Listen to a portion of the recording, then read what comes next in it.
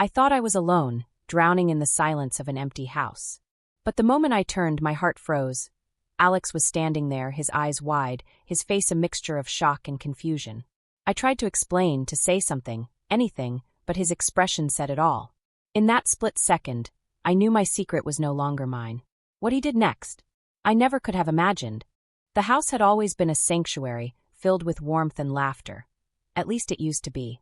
Over the years, the laughter faded, replaced by long stretches of silence.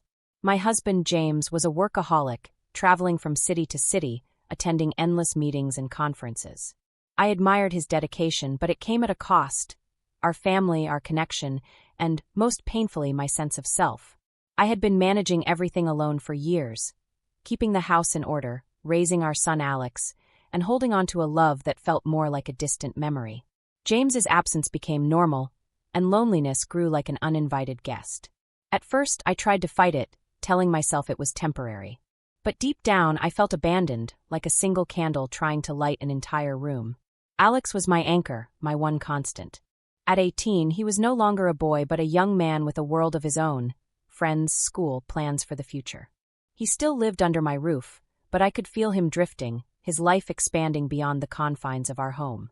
I was proud of him, but it left me feeling even more isolated. That evening was like so many others. I stood at the kitchen sink, washing dishes, the soapy water warm against my skin. The faint sound of Alex's footsteps upstairs was the only sign of life in the house. As I worked, I thought about James, where he was, what he was doing, and why he didn't seem to notice how far apart we'd grown. My mind drifted to happier times, moments when we were inseparable, but they felt like they belonged to someone else's life. Alex's voice startled me, pulling me from my thoughts. "Mom, I'm heading to Ryan's house. I won't be late." He stood in the doorway, his bag slung over his shoulder, his hair falling into his eyes. I smiled, masking the loneliness that gnawed at me. "Drive carefully," I said, watching as he left. The sound of the door closing echoed through the empty house, leaving me alone with my thoughts once again. As the hours passed, the weight of the silence pressed on me. I poured a glass of wine and sat in the living room, letting my mind wander, until everything changed. That evening felt no different at first, just another quiet night in a house that seemed to grow larger and colder in James's absence. I sat on the plush sofa, nursing a glass of wine, letting its warmth momentarily dull the ache of isolation. The dim lighting, the drawn curtains, the silence, it all felt like a cocoon, fragile yet strangely comforting. But there was a gnawing feeling I couldn't shake, one that grew louder in the quiet. Memories of James lingered, not as fond recollections, but as haunting reminders of how distant we had become. His late-night calls had become fewer, his texts shorter, his words colder. I told myself it was just work, that I was overthinking things, but deep down, I knew something had shifted. My thoughts were interrupted by the sound of the front door opening. My heart jumped. Alex wasn't supposed to be back yet. Panic gripped me as I quickly gathered the blanket around me, trying to compose myself. I heard his familiar footsteps, quick but deliberate, and then he appeared in the doorway. "Mom!" Alex's voice cut through the tension. He wasn't just looking at me, he was observing me. His eyes darted from my wine glass to the blanket clutched tightly around me, then back to my face. There was something unsettling about his gaze, as though he was trying to piece together a puzzle he wasn't meant to see. "You're home early," I stammered, my voice uneven. "I forgot my charger," he said flatly, holding up the item as if it explained everything. But his tone betrayed him. There was more to this moment than either of us was willing to admit. I watched as he hesitated, his eyes lingering for just a moment too long before he turned and left the room. The tension in the air was almost suffocating. As his footsteps faded upstairs, I exhaled, my chest heaving with relief. But the relief was short-lived. Something had changed. I could feel it. The next morning, Alex avoided me. He came downstairs, his movements careful, his eyes refusing to meet mine. I tried to act normal, offering him breakfast, but he brushed it off, muttering a quiet, "I'm fine," before heading out the door. Days passed, and his behavior only grew stranger. He was always around, yet distant. When I was in the kitchen, he would hover, pretending to help but rarely speaking. When we sat in the living room, he would glance at me when he thought I wasn't looking. It was as if he was trying to figure me out, or himself. One evening, I was folding laundry in the living room when Alex walked in. At first, he didn't say anything, just sat on the couch, his eyes flicking between the TV and me. Finally, he spoke. Can I help you? His offer caught me off guard. Since when do you volunteer for laundry duty? I joked, trying to lighten the mood. He shrugged, smiling faintly. Just thought I'd keep you company. There was something in his tone, something unspoken that hung between us like a thick fog. I handed him a towel, and we worked in silence. But I could feel his gaze on me, lingering longer than it should. My heart raced, the room suddenly feeling smaller, the air heavier. Is everything okay? I asked, breaking the silence. My voice was calm, but inside, I was anything but. Alex's head jerked up, his face flushing. Yeah, everything's fine, he said quickly, his words almost too quick. But the redness of his ears and the tension in his posture said otherwise. I wanted to press him, to ask what was really going on, but fear held me back. What if I didn't want to know the answer? The dynamic between Alex and me had shifted, though neither of us dared to address it. The air in the house felt heavier, every interaction charged with an unspoken tension. Alex began spending more time around me, and his presence, once a comforting constant, now felt like a constant reminder of the boundaries we were both struggling to maintain. It started with small things. He would linger in the kitchen while I cooked, offering to help with tasks he'd never shown interest in before, chopping vegetables, setting the table, even washing dishes. At first, I welcomed the company. After all, James was rarely around, and having someone to talk to eased the silence. But soon it became clear that Alex wasn't just there to help. He was watching me. His eyes followed my every move, his gaze lingering just a moment too long, his questions dipping into personal territory. Do you miss Dad when he's gone? He asked one evening, his tone casual but his eyes serious. I hesitated, caught off guard by the question. Of course, I said, forcing a smile. But I'm used to it by now. He nodded, but the look on his face told me he wasn't convinced. It must be hard, though. Being alone so much.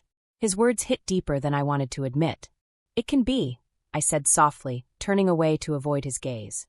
But I manage. It was moments like this that left me feeling vulnerable, as though Alex could see through the walls I'd built around myself. He wasn't just my son. He was a young man, observant and perceptive in ways that unsettled me. One evening, as I folded laundry in the living room, Alex joined me again. He sat on the couch, his presence a silent but palpable force. We worked in silence for a while, the rhythm of folding oddly calming. But then I felt it, his gaze, steady and unrelenting, as though he was trying to decipher something he didn't fully understand. Is everything okay? I asked, my voice breaking the quiet. Yeah, he said quickly, but his reddening ears betrayed him. I handed him a shirt to fold, hoping to redirect his focus, but his hands trembled slightly as he took it. The tension between us was thick, an unspoken undercurrent pulling us toward something neither of us wanted to acknowledge. A few nights later, the situation escalated. I was sitting on the couch, scrolling through my phone when Alex came into the room. He sat down beside me, closer than usual, his body language uncertain but determined. For a while he said nothing, his eyes fixed on the TV screen. Then out of nowhere he spoke. Do you ever feel lonely, Mom? His question hung in the air, heavy and loaded. I turned to look at him, my heart pounding. Why would you ask that? I said, my voice barely above a whisper. He shrugged, avoiding my gaze. I don't know. You just seem different lately. Different how? I asked, though I wasn't sure I wanted to hear the answer. He hesitated, his hands fidgeting in his lap. I don't know, he said finally. Just different. I didn't know what to say. The room felt smaller, the space between us shrinking. I could feel the weight of his words, the unspoken meaning behind them.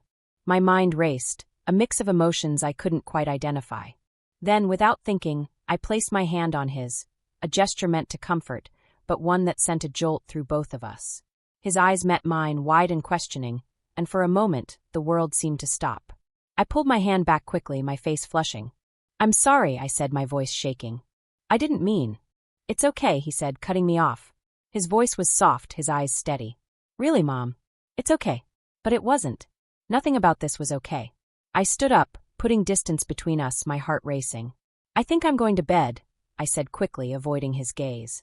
Alex didn't say anything, but as I left the room, I could feel his eyes on me, heavy with emotions I didn't want to name.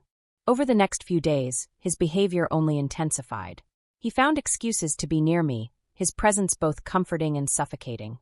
I tried to act normal, to pretend nothing had changed, but the tension was impossible to ignore. Every glance, every touch, every word seemed to carry a weight it hadn't before. I told myself it was just a phase, that we were both overthinking things. But deep down, I knew the truth. Something had shifted between us, something neither of us could take back. The tension had been building for weeks, like a dam straining under the weight of rising waters. Every interaction with Alex felt charged, every glance a question, every silence an answer I wasn't ready to face. I told myself it was just in my head, that I was imagining things, but the truth was becoming impossible to ignore. One evening, after a particularly quiet dinner, Alex lingered in the kitchen as I cleaned up. He leaned against the counter, watching me as I moved around the room. His gaze was steady, unyielding, and I could feel it on my back like a physical weight. "Mom," he said, finally breaking the silence. I turned, my heart pounding. "Yes, can we talk?" His voice was calm, but his eyes betrayed his nervousness. "Of course," I said, setting down the dish I was washing. I dried my hands on a towel, trying to steady my breathing. "What's on your mind?" He hesitated, his fingers drumming lightly on the counter. "I've been thinking a lot lately. About us. About everything." My stomach dropped. "Alex, what are you talking about?" "I don't know how to say this," he admitted, running a hand through his hair. "But things have felt different between us. Haven't they?" I froze, the words catching in my throat. I wanted to deny it, to tell him he was imagining things, but the look in his eyes stopped me. He wasn't a child anymore. He could see through lies as easily as glass. "Alex," I began carefully, "I think you're overthinking things. We've both been under a lot of stress lately, and—" "It's not just stress," he interrupted, his voice firm. "I know you feel it too, Mom." My heart raced as the room seemed to close in around me. "Alex, this is inappropriate," I said, my voice trembling. "You're my son. And you're my mom," he said, stepping closer. "But that doesn't change what's been happening between us." I backed away, my mind racing. "Nothing is happening between us," I insisted. "You're confused, that's all." "Am I?" he asked, his tone challenging. "Because I don't think I am. I think you're just afraid to admit it." "Stop," I said, holding up a hand. "This conversation ends now." But he didn't stop. Instead, he closed the distance between us, his expression a mix of determination and vulnerability. "Mom, please," he said, his voice softer now. "I'm not trying to make things harder for you. I need to understand what this is. What we are." Tears filled my eyes as I shook my head. "We're mother and son, Alex. That's all we are, and that's all we'll ever be." He reached out, his hand brushing against mine, and I pulled back as though I'd been burned. "Alex, this has to stop," I said, my voice breaking. "Do you understand me? This has to stop." The look in his eyes was heartbreaking, a mixture of pain, confusion, and something I couldn't name. He nodded slowly, his shoulders slumping. "I'm sorry," he said quietly. "I didn't mean to make you uncomfortable." "You didn't," I lied, my voice barely audible. We need to move past this. It's not healthy, Alex. For either of us." He nodded again, his head bowed. "I get it," he said. I'll give you some space." I watched as he turned and walked out of the kitchen, his footsteps heavy on the stairs. The moment he was gone, I collapsed into a chair, my hands trembling. The dam had burst, and now I was left to deal with the flood. The following days were awkward, to say the least. Alex kept his distance, avoiding me as much as possible. When we did cross paths, the air between us was thick with unspoken words. I wanted to believe that we could move past this, that things would go back to normal, but deep down I knew better. One evening, as I sat in the living room trying to lose myself in a book, I heard footsteps approaching. I looked up to see Alex standing in the doorway, his expression hesitant. "Can I come in?" he asked. I hesitated, then nodded. "Of course." He sat down on the couch, leaving a respectable distance between us. For a while, neither of us spoke. Then he broke the silence. "I've been thinking about what you said," he began. "About how we need to move past this. And," I prompted, my heart pounding. "I want to," he said. "I really do. But it's hard." "I know," I said softly. "But it's the only way, Alex. For both of us." He nodded, his gaze fixed on the floor. I want things to be okay between us. I don't want to lose you, Mom." "You won't," I assured him, reaching out to place a hand on his. "You're my son, Alex. Nothing will ever change that." He looked up at me then, his eyes filled with tears. "I'm sorry for everything," he said. I didn't know how to handle it." "It's okay," I said, squeezing his hand. "We'll get through this. Together." For the first time in weeks, I felt a glimmer of hope. Maybe we could move past this. Maybe things could go back to the way they were. But as Alex leaned back against the couch, his expression thoughtful, I couldn't help but wonder if the damage had already been done. The days that followed felt like walking a tightrope. Alex and I were civil, careful to avoid the lingering tension, but the weight of what had happened hovered over us like a storm cloud. Every interaction felt strained, as though we were performing a delicate dance to avoid stepping on old wounds. James returned from his business trip a week later, completely unaware of the turmoil brewing within our home. He greeted Alex and me with his usual charm, carrying gifts and stories of his travels. But his presence only highlighted the distance between us. While he seemed eager to reconnect, I found it hard to focus, my thoughts constantly drifting to Alex and the fragile balance we were trying to maintain. That evening, as James settled into the living room with his laptop, Alex stayed upstairs, his footsteps echoing faintly above us. I sat at the dining table, pretending to read a book, but my mind was racing. I couldn't shake the feeling that everything was unraveling, that it was only a matter of time before the facade cracked. James glanced up at me. "You've been quiet tonight," he said, his tone casual but curious. "Just tired," I replied, forcing a smile. "It's been a long week." He nodded, seemingly satisfied with the answer, and returned to his work. But I could feel his eyes on me, studying me, as though he could sense that something was wrong. Later that night, I lay in bed staring at the ceiling, sleep eluding me. James was already snoring softly beside me, his arm draped over his chest. I envied his obliviousness, his ability to disconnect from the chaos around him. My thoughts were a tangled web of guilt, shame, and confusion.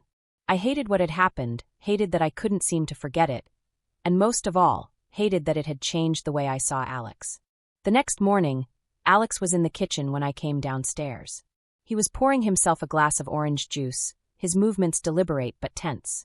He glanced up when he saw me, his expression guarded. "Morning," I said, keeping my tone light. "Morning," he replied, his voice clipped.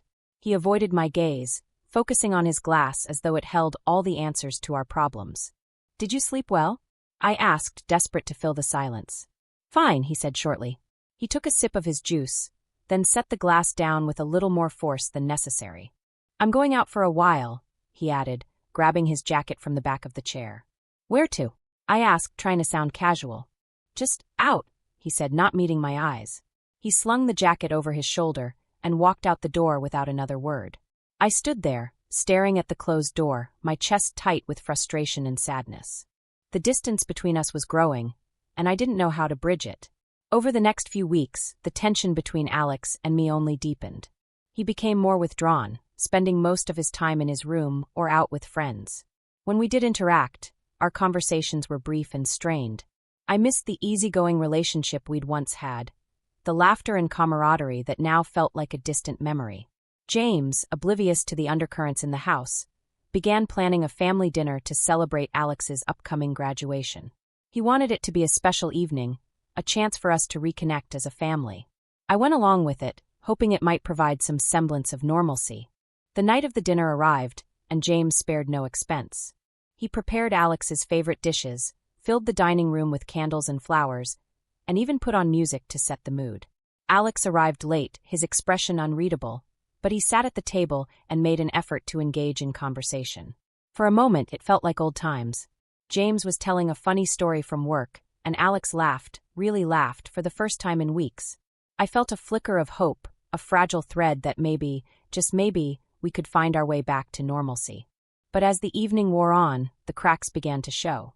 Alex grew quieter, his gaze lingering on me when he thought I wasn't looking. I avoided his eyes, focusing on my plate, but I could feel the tension rising.